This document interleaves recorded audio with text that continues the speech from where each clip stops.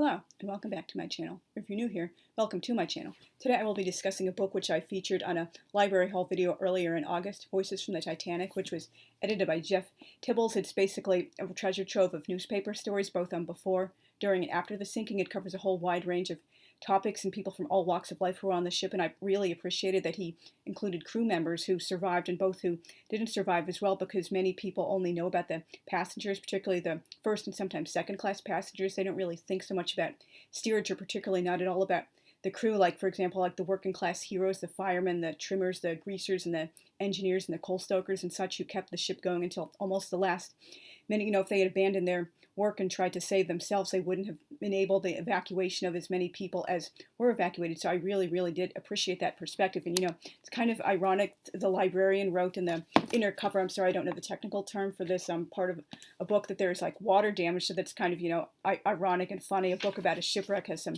water damage, and the contents are: a floating hotel, New York bound, the moment of impact, watching and waiting, the news breaks, tearful reunions, the official inquiries, the return of the dead. And also has some back matter, which passenger and crew lists, a glossary, ships and people and places. It doesn't like categorize like in an index every single person who was on the ship, obviously just the more noteworthy people and such like that. I was really shocked to find this out in the book. I've read a number of Titanic books over the years, maybe like 10 or so, if I had to guess. And I don't think I ever remember reading anywhere that the boat originally had plans to have like 64 lifeboats, but these plans unfortunately were scuttered because, God forbid, the first class millionaires wouldn't have as much deck space to promenade. That's just, horrifying. Like, oh, think of the millionaires not, saving lives and such. But thank God that we do have enough lifeboats for everyone right now. Unfortunately, it did take a huge tragedy like this to do changes, like for example, like 24-hour ice watch and telegraph service and just things like that would have totally prevented this tragedy. But hindsight is always 2020. And the lifeboats did have like a final seating capacity of 1,178, but there were only about circa 2,228 people on board. So obviously, even if they had completely filled them and people had been, thinking straighter and such, they still wouldn't have been full to their full capacity, which, so many things about this tragedy were just so preventable in hindsight, which is perhaps one of the reasons many people today are so fascinated by it. Now, the first chapter does a lot of like pre-launch laudits and tech specs. I admit I kind of DNF'd one long section that was just giving like technical specifications about the ship. Oh, this is how many tons this is, and this is how this works, and all these like technical electronic things. Like, who really cares? That's just not my thing. I like in accommodation details, like the furniture and the wood trimmings and the rugs and stuff in the first class and the second class, and even a little bit about the third class. So that was like really interesting to know. It's not just about the people on board, it's about the actual, nuts and bolts of the ship. And it also talks about, many people know there was a near collision with the ship when it was launching. It was called the New York, and thankfully the tragedy was prevented. But who knows, if the tragedy hadn't been prevented, if Titanic might have been delayed by a day or two, or even like a couple of hours, and thus bypass the iceberg altogether. It also shows the point of view of people who were at the docks when it was going off, and people on the New York, the ship which it almost collided with, and the impression of passengers at the launch who were, and also leading up to the boarding, and it always gives their name, their age, their name, like their location, the class they were traveling on, their planes for U.S. Like, oh, these people were planning to start a farm in Canada, or this woman was traveling to see her marry her fiance in Oregon, or this person was like hoping to clear up some business affairs with his parents in New York. And just basically giving you a little bit of a backstory about all these people and making them more than just like numberless names on a page and things like that. This is why firsthand sources are so important for historical documents and books, because it provides very detailed memories of before, during, and after from newspapers in the immediate wake. So these people had just experienced this, sometimes even less than a week prior. So it was like totally fresh in their memory. And obviously people remember events differently depending on, like who they were. Like, for example, if they were facing away from the ship, they wouldn't have been seeing it breaking in two. And obviously many survivors disagreed on the final hymn which the musicians were playing. Many people think it was Nearer My God to Thee, but some people also remembered it being autumn, and just things like that. Or for example, your age or your state of mind, like if you were completely panicking versus like trying to keep cool as best as possible. You're like a young child people are trying to shield the true extent from versus like an older person, like, 40, 30 years old. Like, it all depends on how you remember events and just how you, even sometimes the way you selectively report it to cast yourself in a better light. So that's just really, really what I love seeing, like interviews and firsthand vintage newspaper stories like this. It really adds a whole new dimension when you're like doing research about a topic. Now, unfortunately, as to be expected for the era, there's lots of the like open, matter of fact, like racist and classist statements from the first class passengers, like, "Oh, I was so happy to see there were some men in our lifeboat so they could help us with wrong, but oh no, then I discovered they were Armenian Chinese. That was so horrible." Or like the Syrians were babbling in their strange language in the lifeboat, or basically using the word Italian as a catch-all to describe foreigners who didn't speak English, or like saying, "Oh, these horrible, horrible men, how dare they want to save their lives," instead of like giving up their seats to women and children, are like the wonderful stoic upper class, like stiff-lipped British and American men. Just like these statements, and obviously in the context of the era, they didn't really think they were being racist and classist. It was, just attitudes they were bred and born with. They didn't like think to believe anything else about these classes, and that's one of many reasons. I know this is like a whole other topic why I really, really hate that 1997 film, which I have never seen to this date, apart from like short clips on like historians like reacting to it and saying, how accurate or inaccurate it was. Like, no first class woman, young woman of that era would have considered a steerage passenger as material for a lover. It's just like beyond the pale of like historical realism. I could do a whole rant on that and like some videos and blog posts and such. In the chapter about the evacuation, the passengers are listed by which lifeboat they went in. There's obviously a short summary like introducing it, like again, like who this passenger was, and like just in a nutshell of detailing like the time the lifeboat was launched, and who was manning it and things like that. And lots of stories along the way, like for example, let's say this is how I got up to the lifeboat, or I was warned several times until finally going up, or I wanted to go back for my jewels, or I sadly had to leave my little dog behind and she really didn't want me to leave. She was like this little dog, it was a toy dog named Frou Frou, and she was like, just, I think maybe it was he, I'm sorry, just yanking at the woman's like skirts, trying to get her to like stay in the room with the dog, and the woman sadly had to abandon her dog. But happily there were 3 canine survivors of Titanic. One was a Pekingese and 2 were Pomeranians, which was my all-time favoriteest dog breed. And as many people know, and this is also one of my all-time like favoriteest, most moving moments of Titanic history, which I'm going to read to you guys about boat number 8, when Isidore and Ida Strauss from New York City of Macy's fame, they refused to be parted from one another. That's a real love story that happened on that Titanic, not this like MTV era nonsense that was like forced into a movie, a story set in 1912. This boat was launched at around 1:10, though some sources state that it was the first to be lowered on the port side, and was the setting for one of the most touching moments in the whole drama, when elderly New York department store owners Isidore and Ida Strauss refused to be separated. Instead, they both stayed on the doomed liner, where they died together. Philadelphia banker Robert W. Daniel witnessed the scene before making his own escape. "I was dictating some letters to my stenographer when a steward came to my door and said that the ship was in danger. The idea of the big Titanic sinking seemed to me ridiculous. I simply went back to my stateroom and to bed. All the while I could hear running and scampering on the upper decks. Soon a steward came to my door and yelled at me the ship was sinking. Then I did put on a life belt and went to deck B.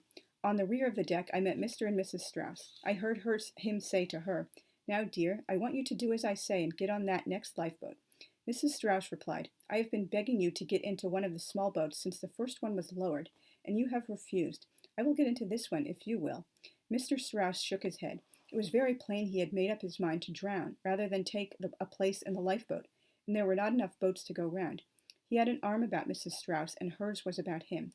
They were in plain view of everyone in that part of the ship. The last lifeboat had gone, and the Titanic was sinking fast. When the boat began sinking, everybody seemed to have gone insane.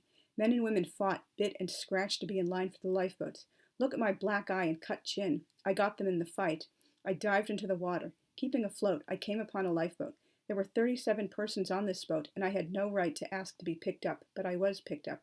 Every one of the persons rescued was on the open sea for hours. We had not a bite to eat. The wind, coming over the sea of ice, and the great bergs chilled us to the marrow. Several persons in the boat were frozen to death, and this was from the New York World on the 19th of April, 1912. And there were also many accounts of boys as young as 13 being like forced off of lifeboats, even when able seaman or sailor or officer, whoever was helping to or that lifeboat was like saying, for God's sake, be a man and get back on that boat. That's just like absolutely, horrible. And many people like misinterpret like whether like for good or for bad the women and children. First line, as I've corrected people many times, it was actually more like first class British and American women and children first. Like they didn't really give a toss about steerage passengers, although it's just an urban legend. They were locked below decks, but they were, nevertheless, it was much more difficult for them to get up to the decks. And like many steerage men, they didn't have the stoic, like stiff upper lip that many British and American men did. They actually wanted to like save their lives. That just wasn't built into their culture. Like, oh, give up your seat for a lady and be a gentleman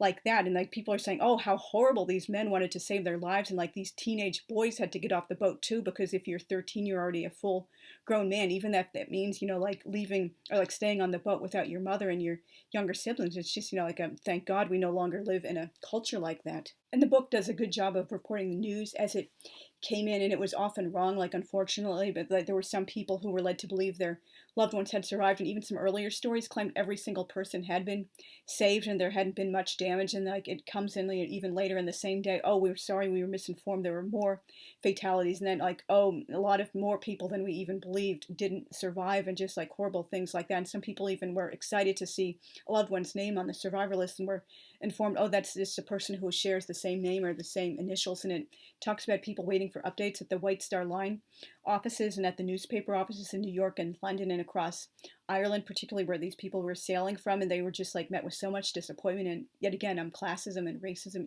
reared its ugly head, because like the working class and even like I guess the lower middle class people, they were turned away and treated horribly, while like obviously the millionaires and the upper middle class people got like more and first priority on like going into the newspaper offices and getting updates. It's just really really an unfortunate situation. But classism was an even like stronger like fact of life back in that era, which many people these days don't really understand or appreciate. And then it talks about the reunions people had. And again, I mentioned the false hope and the homecomings, like when people would sail back to England or Ireland. Sometimes they lost everything, though they figured like, oh, I shouldn't really immigrate anyway. And particularly in this era when it was very difficult for women to get jobs, like particularly to be the sole support of a household, they would have no choice but to go back to family back in the old country. And there were even unfortunately some women who chose to be on the ship and die with their husbands and children, because like, how am I as a single lone woman going to support 6 little children all by myself? And again, this is like many people misinterpret what the women and children first thing was all about. This wasn't thinking like, oh, women are so noble and higher than we were. This was still an era when women weren't able to vote or hold property. Many higher education universities and colleges were closed to women, and like women couldn't have their own bank accounts, and just so many things like that people are forgetting about when they think, oh, it was such wonderful chivalry. It wasn't really when you look below the surface. And as I mentioned, it does include the crew, which I really much appreciated, both in the talking about the survivors and like in the inquiries. They do a lot of pages from the inquiries both in the US and in Europe and in England, talking about like, oh, could this have been prevented if you had been paying more attention, if you had binoculars, which they mostly call glasses. That's one of many dated, or not necessarily dated, but just like an old fashioned term with a different association in that era. Others were like they used the word like told off in a much different way than we use now, like, oh, he was told off to man the lifeboat, or knocked up. I knocked them all up. Like that means something completely different today. And the word excited also had a much different connotation. Like when they're saying, oh, Name was very excited about, being in the lifeboat and watching the sinking. Obviously they're not meaning like, oh, it's like so cool and fun to do this. It was more like, excited meant like, agitated and extreme emotions like that. And again, owing to the second class legal status of women in this era, unfortunately, they were basically all men who were testifying at the inquiries in England and the US. There were some women who gave like official like statements, like for example, the infamous lady Lucy Duff Gordon, but they couldn't like testify in courts of law, again, because women couldn't vote. They couldn't serve on juries either in this era. So it was basically all men, and basically most of the men who were doing this testifying at the official inquiries, they were the surviving crew members and officers. So obviously they would have been more in the know than basic passengers like that. And it does cover the search for bodies in the Mackay Bennett and several other smaller ships who picked up a few bodies as well, just like basically the identification process and seeing who was too mangled to be recognized, and burying some of them at sea. And they didn't really make any distinction to class. Fortunately, some of the people they buried at sea were first class passengers, and many of the ones buried at sea, obviously they didn't have enough formaldehyde to preserve the bodies. I think there were like about 300 or so bodies they picked up. The majority have never been found, and they did find one woman whose arms were around her dog. It was a Great Dane. That's one of the very, sad human aspects of the tragedy. She was in a lifeboat, but she didn't want to abandon her dear doggy, so she like went back to her stateroom and like died together with her dog, and they were like holding one another at the moment of death. That's just so wonderful and beautiful. Like, you should totally die for your animals if you really love them. They can become like children to you. I feel the same way about the local cats I help with taking care of. And it does talk a little bit about the funerals for some of the people who were identified, like for example the band leader Wallace Hartley, who was playing until the last his violin with the other 7 band members. They all swept away. That's one of the most, again, one of the most beautiful, touching things about the whole tragedy to me, that they kept going until the end, even if they might not really have been playing "You're My God" to Thee at the very end. It might have been "Autumn" with their last song, which they played. And the book ends with a story from the newspaper Rochester Democrat and Chronicle from the 15th of April, 1931, and it's headline, "Sinking of Titanic Still Horror to Couple Honeymooning on Ship." I did have to look up this woman's real name because, unfortunately, in that era, women were basically like passively identified and written out of existence as Mrs. Husband's full name. The man was named Edward Bean, and the wife was Ethel Bean, and I was kind of like grossed out when I looked it up, and she was like 19 and he was 32 years old. I really, really like don't like huge age gap relationships like that, and contrary to what many people falsely believe, that wasn't common at all throughout history. Most couples have always been about like 1 to 6 years apart in age. But anyway, it talks about their encounters on the ship and how they got to lifeboats and their like bad memories, and this is what it ends on. Mrs. Bean was hustled into one of the lifeboats, dazed and stricken, and a little hypnotized by the terrifying beauty of that torchlit deck and its cowering humans, and strengthened too by the sturdy valor of a crew which went down with their ship. Mr. Bean, like the other men on the boat, could find no place in the lifeboats, and so jumped overboard. After swimming about in the water for hours, he was picked up by one of the small rowboats, and eventually put on board the Carpathia with the other survivors. All any of us wanted was solid ground under our feet, and forgetfulness, they added. Neither Mr. nor Mrs. Bean have ever been on an ocean-going ship since they disembarked from the Carpathia. That's just an interesting, like, fitting end to the book. And then it ends like the different like crew members and the passengers according to class, and they bold the survivors. And unfortunately, I've read at least one other Titanic book that does this, following the naming conventions of 1912. I obviously understand be true to the era you're writing about if you're reprinting verbatim an actual newspaper or like magazine story in that era, of course. But if you're writing in the present, at least you can do it in the introductory, the brief summary to each little story. You put the woman's real name in brackets, or in the back of the book it's still listing people by their initials. It's not even listing their full names for anyone. Like, for example, Mubarak, Mrs. G, Mubarak, Master G. Master, by the way, if you don't know, is a very old-fashioned like title for very young boys. I would guess like under 13 or so, and so you don't really know these women's real names. They're just like Mrs. Husband's first initial. I really, really like hate that. That's like nails on a chalkboard to me. I could do a whole rant about that. It's just like, if I ever marry, my last name is staying put. I never wanted to be Mrs. anybody. I only wanted to be Ms. Me. In addition to listing all the passengers by going from first class to third class, it also lists the members of the crew, and they list what they actually did in the crew, not just a blanket like catch-all list of crew members like the musicians, like the quartermasters, the officers, the lookout men, and it also bolds who survived, and if you're not bolded, you didn't survive. That able seamen, most of whom survived because they were obviously needed to man the lifeboats, and engineers, the leading firemen, and firemen doesn't mean what many people might associate it with today. They were actually like working in the coal furnaces like that and helping to keep the ship going until its final minutes, and the trimmers, the greasers, the storekeepers, the mess stewards, the stewards and the stewardesses. Most of the stewardesses survived because, they were women and had priority. The galley staff, the restaurant staff, postal clerks, barbers, electricians, clerks, and window cleaners.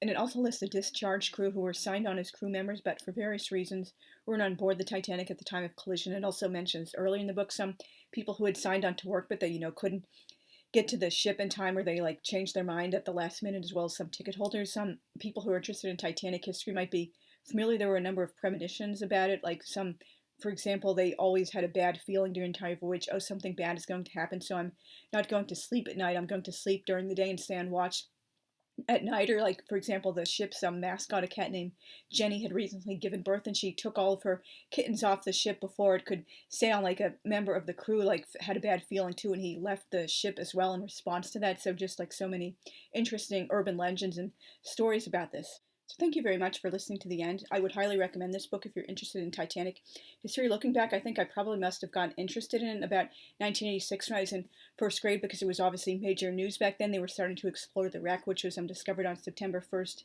1985, shortly before I began kindergarten. So that would have been like one of my first real memories of a historical event, my first real major memory of a historical event being when the Challenger sadly exploded on January 28th, 1985, when I was in kindergarten. So it's just, one of those things that fascinates so many people, and it's also, fascinated me throughout much of my life as well. If you haven't already, please consider subscribing. I really do like seeing my subscriber count grow, because I really do want to make a lot more friends on BookTube and AuthorTube. And if you've not already, hit the notification bell so you can be notified when I upload new videos. And also consider liking, and particularly I really do appreciate seeing comments, so I can have conversations with you guys and just get to know who my subscribers and viewers are. And I will have a new video up very soon. And thank you again for watching. Thanks. Bye.